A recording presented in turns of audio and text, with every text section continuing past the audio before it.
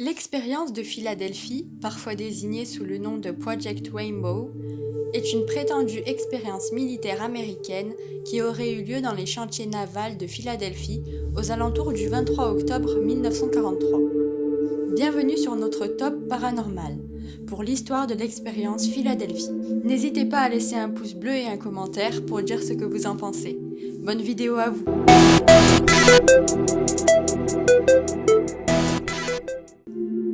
À l'automne 1943, un destroyer de l'US Navy a été rendu invisible et téléporté de Philadelphie en Pennsylvanie à Norfolk en Virginie lors d'un incident connu sous le nom d'Expérience de Philadelphie. Les archives de la Direction des archives de la Naval History et Heritage Command ont fait l'objet de recherches à plusieurs reprises, mais aucun document n'a été trouvé confirmant l'événement ou l'intérêt de la marine à tenter une telle réalisation. Le navire impliqué dans l'expérience était censé être l'USS Eldridge. Les archives ont examiné le journal de pont et le journal de guerre de la mise en service d'Eldridge le 27 août 1943 à New York Navy Yard jusqu'en décembre 1943.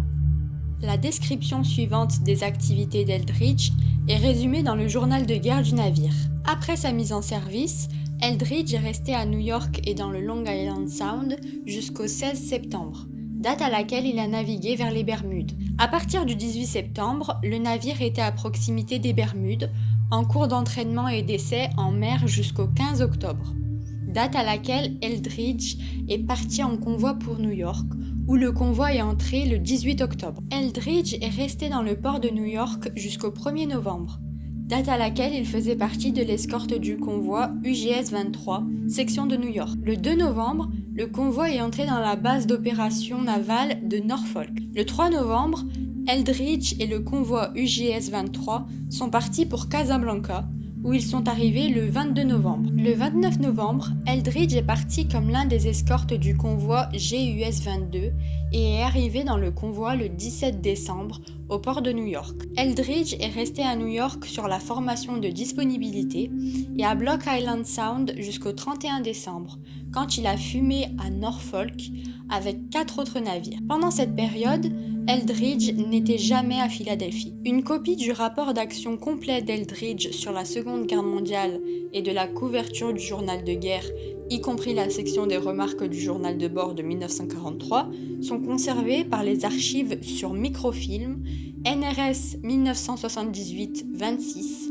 Le fichier original est conservé aux archives nationales. Soi-disant, l'équipage du navire marchand civil SS Andrew Furuseth a observé l'arrivée par téléportation de l'Eldridge dans la région de Norfolk. Les cartes de rapport de mouvement d'Andrew Furuseth sont dans les dossiers de la 10e flotte sous la garde de la branche militaire moderne, Archives nationales et administration des documents, qui a également la garde des rapports d'action, guerre, journaux et journaux de pont de tous les navires de la marine de la Seconde Guerre mondiale, y compris Eldridge.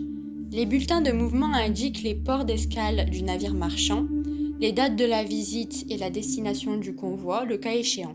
Le bulletin de mouvement montre qu'Andrew Furuseth a quitté Norfolk avec le convoi UGS-15 le 16 août 1943 et est arrivé à Casablanca le 2 septembre. Le navire a quitté Casablanca le 19 septembre et est arrivé au large du cap Henry le 4 octobre. Andrew Furuseth a quitté Norfolk avec le convoi UGS-22 le 25 octobre et est arrivé à Oran le 12 novembre. Le navire est resté en Méditerranée jusqu'à son retour avec le convoi GUS-25 à Hampton Roads le 17 janvier 1944. Les archives ont une lettre du lieutenant Junior Grade William S. Dodge, USNR retraité, le capitaine d'Andrew Furuseth en 1943, niant catégoriquement que lui-même ou son équipage ait observé un événement inhabituel à Norfolk. Eldridge et Andrew Furuseth n'étaient même pas à Norfolk en même temps. L'Office of Naval Research, ONR, a déclaré que l'utilisation de champs de force pour rendre invisible un navire et son équipage n'est pas conforme aux lois physiques connues. L'ONR affirme également que la théorie du champ unifié du docteur Albert Einstein n'a jamais été achevée. De 1943 à 1944, Einstein était consultant à temps partiel pour le Bureau des munitions de la Marine, entreprenant des recherches théoriques sur les explosifs et les explosions. Rien n'indique qu'Einstein avait été impliqué dans des recherches liées à l'invisibilité ou à la téléportation. L'expérience de Philadelphie a également été appelée Project Rainbow. Une recherche complète dans les archives n'a pas permis d'identifier les enregistrements d'un Project Rainbow concernant la téléportation ou la disparition d'un navire. Dans les années 1940, le nom de code Rainbow était utilisé pour désigner l'axe Rome-Berlin-Tokyo. Les plans Rainbow étaient les plans de guerre pour vaincre l'Italie, l'Allemagne et le Japon. Le plan en vigueur le 7 décembre 1941, lorsque le Japon a attaqué Pearl Harbor, était le plan utilisé par les États-Unis pour combattre les puissances de l'Axe. Certains chercheurs ont conclu à tort que la démagnétisation a un lien avec le fait de rendre un objet invisible. Le dégazage est un processus dans lequel un système de câbles électriques est installé autour de la circonférence de la coque du navire, allant de la proue à la poupe des deux côtés.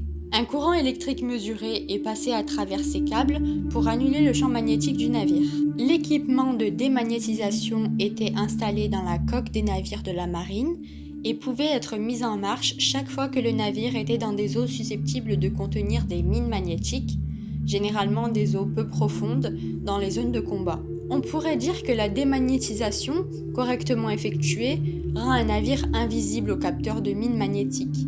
Mais le navire reste visible à l'œil humain, au radar et aux appareils d'écoute sous-marins. Après de nombreuses années de recherche, le personnel des archives et les chercheurs indépendants n'ont trouvé aucun document officiel soutenant l'affirmation selon laquelle une expérience d'invisibilité ou de téléportation impliquant un navire de la marine a eu lieu à Philadelphie ou en tout autre endroit.